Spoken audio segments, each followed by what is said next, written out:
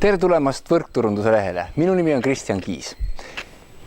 Mõtlesin, et teen ühe video veel, kui juba tegemiseks läks ja mõte töötab, miks mitte.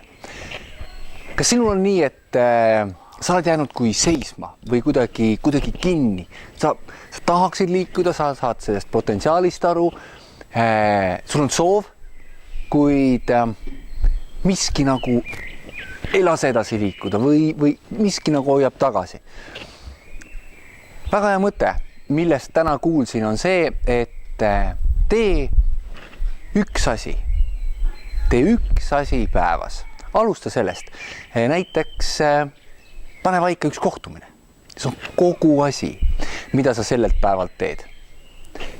Järgmine päev tee veel üks asi. Ja alusta sealt. Ma toon oma näite. Minul on hästi lihtne päevakava. 3 kõnet päevas. Ja sellest piisab.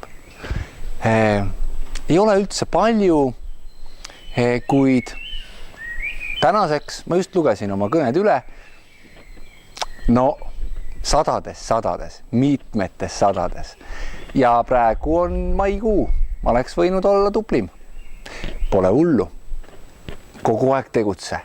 Kogu aeg liigu natukene, tõsta tempot, kui tunned, aga alusta lihtsatest tegevustest. Mis sina sellest mõttest arvad? Ja kommenteeri see video alla. Kuidas sina edasi liigud? Kui sina tunned, et sa oled justkui aeglaselt liikumas või seisma jäänud või mis on sinu valem või sinu nutikus?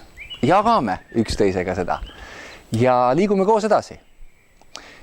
Minu soov sulle on, et ka sina sooviksid saada professionaalseks võrkturundajaks, sest et meil on parem tulevik. Nüüd lähme ja räägime sellest tervele maailmale. Mina tänan.